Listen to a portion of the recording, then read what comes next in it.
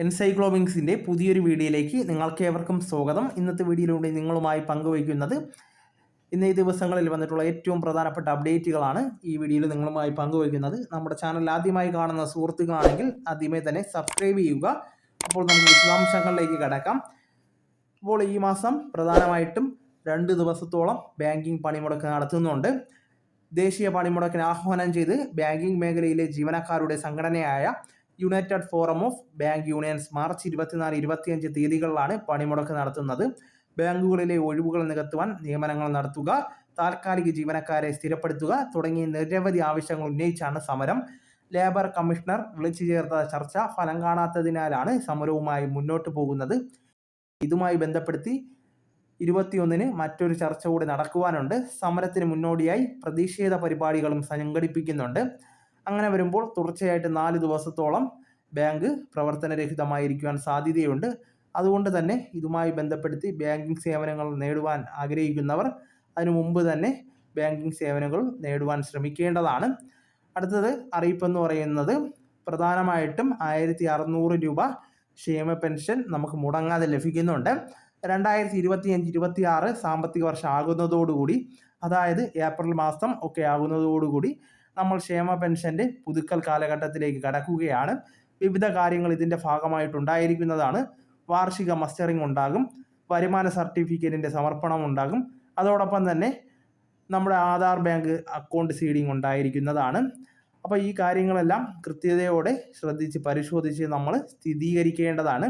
ആനുകൂല്യങ്ങൾ കൃത്യമായിട്ട് ഉടമയ്ക്ക് ലഭിക്കുന്നതിനും ഗുണഭോക്താവിന് കൃത്യമായിട്ടും കൃത്യസമയത്തിന് എത്തിച്ചേരുന്നതിനും ആണ് സർക്കാർ ഇതുമായി ബന്ധപ്പെടുത്തിയിട്ടുള്ള ക്രമീകരണങ്ങൾ നടത്തിയിട്ടുള്ളത്.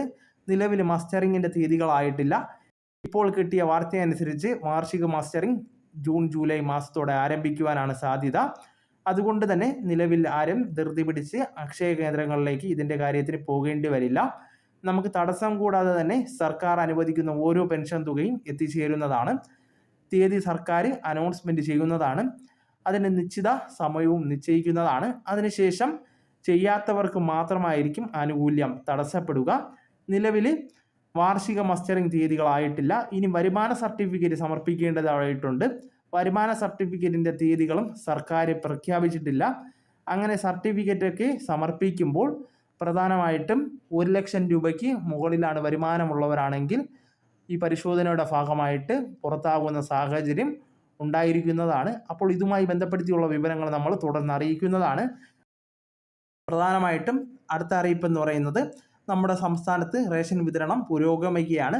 മുൻഗണനാ വിഭാഗങ്ങൾക്ക് സൗജന്യ നിരക്കിലും അതോടൊപ്പം തന്നെ മുൻഗണനാ ഇതര വിഭാഗങ്ങൾക്ക് സബ്സിഡി നിരക്കിലുമാണ് നമുക്ക് ഭക്ഷ്യ വിതരണങ്ങൾ ലഭിക്കുന്നത്. അതോടൊപ്പം തന്നെ സപ്ലൈകോ വഴി 12ഓളം സബ്സിഡി ഉൽപ്പന്നങ്ങൾ നമുക്ക് വാങ്ങുന്നതിന് വേണ്ടി സാധിക്കുന്നതാണ്. നോൺ സബ്സിഡി പ്രൊഡക്റ്റുകളും ലഭ്യമാണ്. അത് പ്രത്യേകമായിട്ട് കോംബോ പാക്കറ്റ് ആയിട്ടായിരിക്കും നമുക്ക് ലഭിക്കുന്നത്. അതോടൊപ്പം തന്നെ ഓഫർ പ്രൈസിലും നമുക്ക് ലഭിക്കും. ഈ ആനുകൂല്യങ്ങൾ റേഷൻ കാർഡുകൾ ഹാജരാക്കി വാങ്ങുന്നതിന് വേണ്ടി ശ്രദ്ധിക്കേണ്ടതാണ്. റേഷൻ കാർഡ് ഉടമകൾ പ്രത്യേകിച്ച് വിപണിയിൽ വിലക്കയറ്റം ഉയരുന്ന ഈ ഒരു സാഹചര്യത്തിൽ ഇത്തരം കാര്യങ്ങൾ പ്രയോജനപ്പെടുത്തുന്നതിന് വേണ്ടി ശ്രമിക്കേണ്ടതാണ്. അത് മാത്രമല്ല, മുൻഗണനാ കാർഡുകളൊക്കെ ആണെങ്കിൽ തുടർച്ചയായിട്ട് റേഷൻ ആനുകൂല്യങ്ങളോ ഇത്തരത്തിലുള്ള സഹായങ്ങളോ വാങ്ങിയിട്ടില്ല എങ്കിൽ നിങ്ങളുടെ മുൻഗണന റദ്ദ് ചെയ്യുന്നതിനുള്ള സാധ്യതയുമുണ്ട്. അടുത്ത അറിയിപ്പെന്ന് പറയുന്നത് നമ്മുടെ സംസ്ഥാനത്ത് സ്നേഹപൂർവ്വം സ്കോളർഷിപ്പുമായി ബന്ധപ്പെടുത്തിയുള്ളതാണ്. സ്കോളർഷിപ്പ് പദ്ധതിയിലേക്ക് സാമൂഹിക നീതി വകുപ്പിൻ്റെ സ്കോളർഷിപ്പാണിത്. അപേക്ഷകൾ ആരംഭിച്ചിട്ടുണ്ട്. മാതാപിതാക്കൾ ഇരുവരും മരണപ്പെട്ടവർ അല്ലെങ്കിൽ ആരെങ്കിലും ഒരാൾ മരണപ്പെട്ട വ്യക്തികളാണ് എങ്കിൽ നമുക്ക് ഈ സ്കോളർഷിപ്പിലേക്ക് അപേക്ഷിക്കാവുന്നതാണ്. 1-ാം ക്ലാസ് മുതലുള്ള വിദ്യാർത്ഥികൾക്ക് ധനസഹായമുണ്ട്. നിലവിൽ PG കോഴ്സ്, പ്രൊഫഷണൽ കോഴ്സുകൾ പഠിക്കുന്നവർക്ക് വരെ സഹായം ലഭ്യമാണ്. +1 +2 തലങ്ങളിലൊക്കെ 750 രൂപ പ്രതിമാസം ലഭിക്കുന്നതാണ്. ഇനി അതല്ല, ഡിഗ്രി കോഴ്സുകളാണെങ്കിൽ അതുപോലെ PG കോഴ്സുകളും പ്രൊഫഷണൽ ഡിഗ്രികളാണെങ്കിലും 1000 രൂപ പ്രതിമാസം ലഭിക്കുന്നു. ഇങ്ങനെ 10 മാസത്തേക്കാണ് ധനസഹായം ലഭിക്കുന്നത്. 1-ാം ക്ലാസ് മുതൽ 5-ാം ക്ലാസ് വരെയൊക്കെ പഠിക്കുന്നവർക്ക് 300 രൂപ പ്രതിമാസം ലഭിക്കുന്നതാണ്. അത് 3000 രൂപയോളം ഒരു വർഷം എന്ന നിരക്കിൽ നമുക്ക് ലഭിക്കുന്നതാണ്. ഇനി നമുക്ക് 6-ാം ക്ലാസ് മുതൽ 10-ാം ക്ലാസ് വരെയൊക്കെയാണ് എങ്കിൽ നമുക്ക് വലിയൊരു സഹായം ലഭിക്കുന്നുണ്ട്. ഏകദേശം 500 രൂപ പ്രതിമാസം ലഭിക്കും. പ്രതിവർഷം 5000 രൂപയോളം നമുക്ക് ലഭിക്കുന്നതാണ്. അപ്പോൾ ഇതിലേക്കുള്ള അപേക്ഷകൾ ഏപ്രിൽ മാസം 10-ാം തീയതി വരെ സമർപ്പിക്കുന്നതിനുള്ള അവസരമുണ്ട്. അപ്പോൾ ഈ കാര്യം ശ്രദ്ധിച്ച് അപേക്ഷിക്കുവാൻ ശ്രമിക്കേണ്ടതാണ്. ഓൺലൈൻ വഴിയാണ് അപേക്ഷകൾ സമർപ്പിക്കേണ്ടത്. മറ്റ് മാർഗനിർദ്ദേശങ്ങൾ നമ്മൾ പഠിക്കുന്ന വിദ്യാഭ്യാസ സ്ഥാപനങ്ങളിൽ നിന്ന് നമുക്ക് ലഭിക്കുന്നതാണ്. വിദ്യാഭ്യാസ സ്ഥാപനത്തിലെ മേധാവി മുഖേനയാണ് നമ്മൾ അപേക്ഷ സമർപ്പിക്കേണ്ടത്. അടുത്ത അറിയിപ്പ് എന്ന് പറയുന്നത് ആശ്വാസകിരണം വിതരണത്തിന് വേണ്ടിയുള്ള തീയതികളൊക്കെ ആയിട്ടുണ്ട്.